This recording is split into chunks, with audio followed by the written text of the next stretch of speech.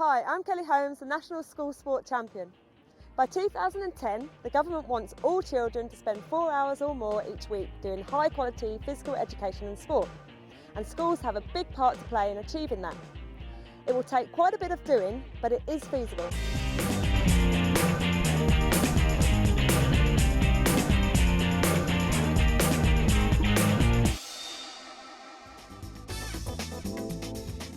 The government has set targets for the amount of high-quality physical education and sport it wants students to do in school. By 2008, the target is for 85% of students to be doing at least 2 hours a week, with an ambition of 4 hours by 2010. It's anticipated that roughly half of the provision should be within the curriculum, and the remainder in out-of-school, club or community activities.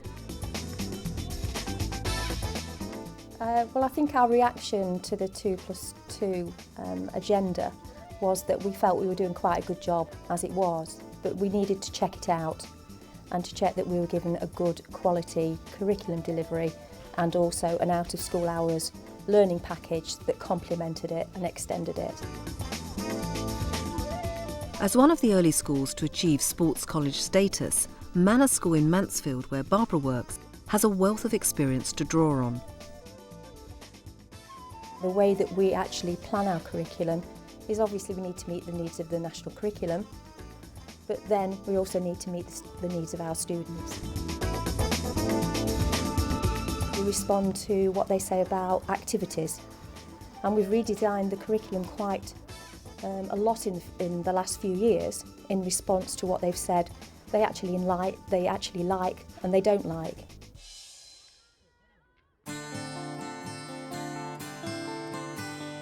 Getting things right begins with the Year 7 curriculum. On average, across the year, each Year 7 student gets 3.5 hours per week of PE, including health-related exercise. Here, the students develop a better understanding of their capabilities as they learn to gauge their strength, stamina and suppleness. Brilliant, well done. When we start, we go over the cones, then do 2 bounce overs, then sprint through the ladders. Our health-related course started 3 years ago due to the school reorganisation of the day, where we found out we had an extra hour within school. It's a 36-week programme. Okay, the first 5 weeks involves the students analysing their fitness, okay, to see how strong they are, how quick they are, how agile they are. Then they go through a 6 block of 5 weeks of different kind of activities, and we chose the activities based on, okay, what could we provide these students as activities that they could follow once they've left school age, in terms of have they got access to a club in the local vicinity, that if they do it at school, that will filter on that quite nicely to the club outside of school. So we looked at martial arts, we looked at golf, we looked at yoga. And bring both hands in prayer. Here we go, ready? And go! The reason that martial arts is done in this is that some children are not team players. No, not everyone is. The idea is that children need to be doing some sort of exercise. So if we can offer them something that might just catch their imagination, out of the say 20 or 30 children that I take, we'll have a split. Half it's just not for them. I'm not there to bully them into doing it. This is an idea that they can come in and have a go. And the other half will really have a go. I know that some of the children that have been with me and done the system that have then progressed into other clubs are now in competition. They move into, several have moved into World Championships, not become World Champions, but have competed at World Championship level. Okay, right, maps. Can you all orientate your maps for me? Meeting the government's target is not just about timetabling a diverse range of activities. They must be of high quality too. One of the things that we take into consideration quite highly is that student feedback, because they'll tell you whether or not it's high quality. They'll soon tell you whether or not they're enjoying it and they're getting the outcomes from it that they feel they should get. But also we have a really rigorous quality assurance system in school. So we do a lot of lesson observations and peer observations, so teachers watching other teachers. And that's not just within the PE faculty, that's across faculties, which I think is really quite powerful stuff. Not all students are immediately keen on spending between 2 and 4 hours per week engaged in physical education and sport. Right leg nice and straight. So Barbara and her team have had to work hard dealing with inclusion issues. We found that girls' participation was quite low, so we needed to do something about that. And we also realised from research that the girls' self-confidence and self-esteem was very low as well. And we needed to try and incorporate into the curriculum and into the enrichment programme something that would help address those issues in relation to girls. They didn't like the cold, so we addressed that by changing the kit so that the girls can wear much warmer clothing. They wear tracksuits and sweatshirts, so they feel more comfortable taking part. A lot of it was about body image as well, and they felt very uncomfortable going outside and being outside and view in a small amount of clothing.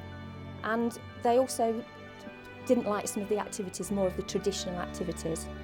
They were turned off hockey, netball.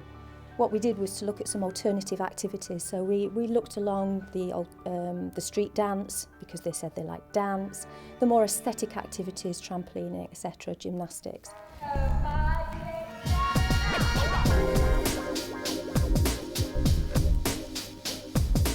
The results have been very positive. We do now have 100% participation amongst the girls in curriculum time. Out of school hours learning has improved, and we've got quite a few attending community clubs as well.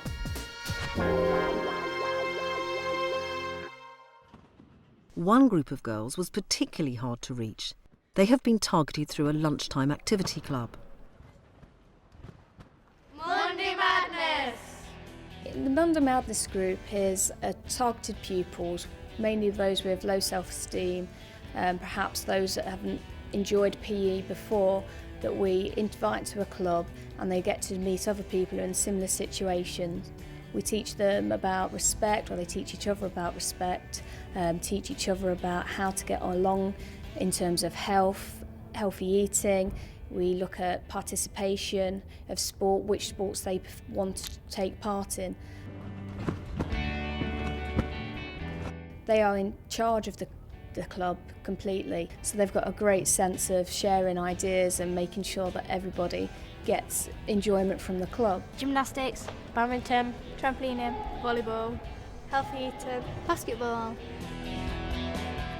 The main aim is to fun and enjoyment, but with a hidden purpose to join the group together and unite them as a team.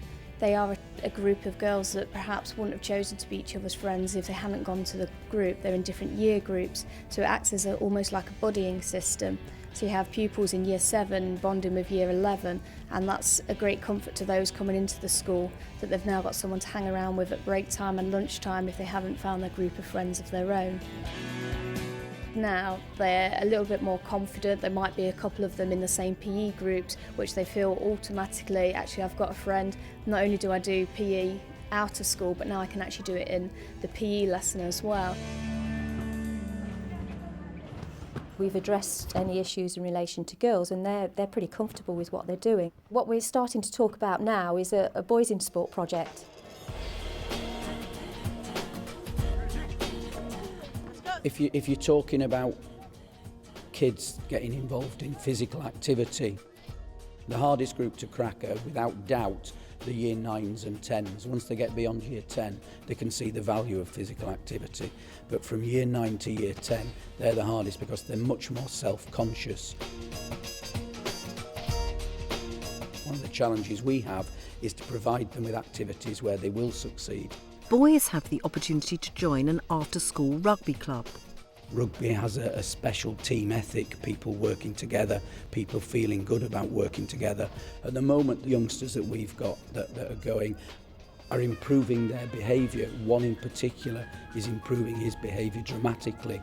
But the real spin-off is those youngsters are now part of the school rugby team, whereas they weren't before. They've got an interest in what's going on here. Right, come on then, carry on. Spread out. Key Stage 4, they all get 2 hours core PE, and within that we build in a number of opportunities for the students by empowering them basically. So it's not just a case of them receiving material and directions from the teacher, but they are empowered to actually take control of their learning and other students' learning as well. And that means that a lot of out-of-hours clubs and activities are led by the older students themselves, like this racquetball session. When it's out of the line, only one player gets it or it'll be dangerous, okay? Students actually lead the activity with support from the teacher, and that's quite difficult for the teacher to step back and give the students that power initially, but they quite enjoy it in the end. Dribble, that's right, dribble. It works really well because students are engaged by having different roles in PE.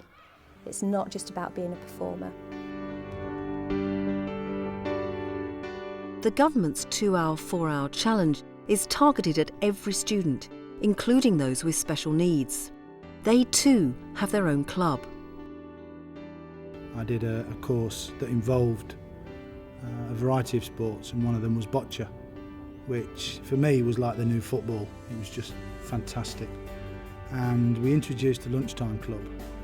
I think we started with 3 kids, and now we're up to 8, 9 children, students, and they come along Tuesday lunchtimes. And the plan is to extend that this term to an after school provision. Let's see if we can get right on top of it. Good girl. Self-esteem, raising achievement. They can see our students working alongside the mainstream students, and to a certain extent they're achieving as much as the mainstream students. It allows them to compete on a level that ordinarily they wouldn't be able to.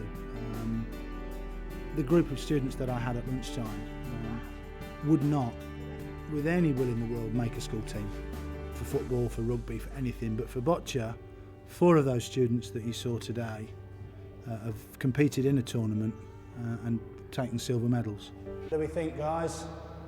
What do we think? I think so. Fantastic.